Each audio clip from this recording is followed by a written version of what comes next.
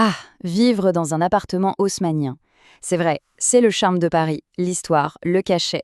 Mais bien souvent, c'est aussi subir les bruits du quotidien. Aujourd'hui, on va voir ensemble comment on peut concilier ce patrimoine architectural magnifique avec un besoin qui est, lui, essentiel, la quiétude. Et c'est un vrai enjeu pour la qualité de vie. Alors, pour y voir clair, voici notre plan de route. D'abord, on va identifier l'ennemi, le bruit. Ensuite, on se penchera sur les faiblesses de ces superbes bâtiments. Et puis, on détaillera étape par étape les solutions concrètes pour enfin retrouver le silence chez soi. Bon, commençons par le commencement. Avant même de penser aux travaux, il est absolument essentiel de bien comprendre qui est l'adversaire. Parce que oui, pour lutter efficacement contre le bruit, il faut d'abord apprendre à le connaître, sous toutes ses formes. Et si on a parfois l'impression que c'est un problème général, ce n'est pas qu'un sentiment. Les chiffres, ils sont sans appel. Un Français sur 4 se dit gêné par le bruit chez lui. Ce n'est donc plus une simple question de confort, on parle bien là d'un enjeu de bien-être et même de santé publique. Pour agir, il faut savoir à qui on a affaire. En acoustique, on classe les bruits en 3 grandes familles. Il y a d'abord les bruits aériens, la circulation, les voix des voisins. Ensuite, les bruits d'impact, souvent les plus pénibles, les pas, un objet qui tombe. Et enfin, les bruits d'équipement qui viennent de la vie même de l'immeuble. Maintenant qu'on a identifié les types de bruits, intéressons-nous au terrain de jeu lui-même, l'appartement haussmannien. Car derrière ses moulures, son parquet qui craque, son charme indéniable, il cache des faiblesses acoustiques bien particulières. La question a l'air simple, mais la réponse, elle, est souvent plus complexe qu'on ne le pense. On imagine tout de suite les fenêtres, bien sûr, mais les chemins que le son emprunte pour venir nous déranger sont bien plus nombreux et parfois même assez surprenants. Alors voici les principaux coupables. Les vieilles fenêtres à simple vitrage, évidemment. Les planchers et plafonds qui transmettent absolument tout. Mais ce qui est plus étonnant, c'est que même les épais murs porteurs peuvent être de véritables ponts phoniques, surtout s'ils abritent un conduit de cheminée. Et bien sûr, on n'oublie pas les cloisons antérieures, qui sont souvent très légères. Face à tout ça, on arrive à l'étape la plus importante. Je pèse mes mots, celle qui va conditionner la réussite de tout le projet.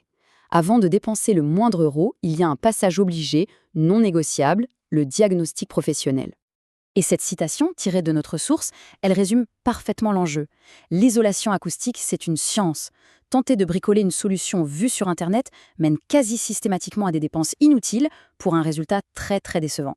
C'est là, précisément, qu'intervient l'acousticien. Cet expert, c'est le seul qui peut vraiment cartographier les chemins du bruit et prescrire les remèdes adaptés. C'est un investissement de départ, c'est vrai, mais c'est lui qui garantit l'efficacité de tous les travaux qui suivront. Bon, une fois que le diagnostic est posé, le plan d'action peut se dessiner. Et on va s'attaquer aux plus grandes surfaces de transmission du bruit, les murs et les sols. Pour les murs, on a 2 grandes options. D'un côté, les panneaux à coller, c'est simple mais assez limité. De l'autre, la solution de référence, le doublage sur ossature. Le principe, en gros, c'est de créer une boîte dans la boîte en désolidarisant la nouvelle paroi du mur d'origine. C'est de loin la technique la plus efficace pour couper les bruits aériens. Pour les sols, la solution va vraiment dépendre de la structure qu'on a. Si c'est un parquet typique sur lambourde, on peut venir combler le vide avec un isolant en vrac. Sur une dalle en béton, tout va se jouer sur la qualité de la sous-couche acoustique.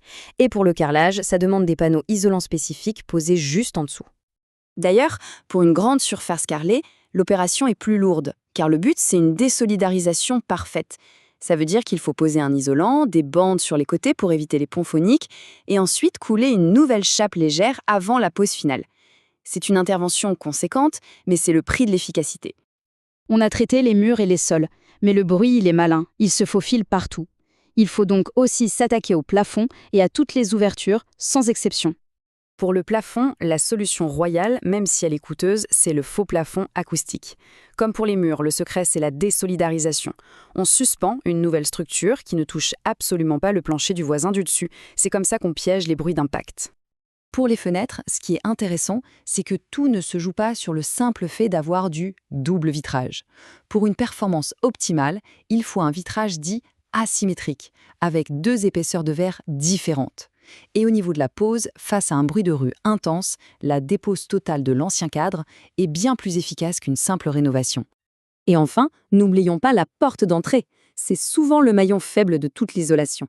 Comme le montre ce tableau, il existe des classes de performance très claires.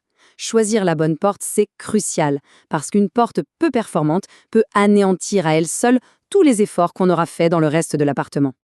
Voilà, nous avons parcouru ensemble toutes les étapes, toutes les solutions. Il est maintenant temps de synthétiser les points vraiment essentiels pour mener à bien ce projet de reconquête du calme.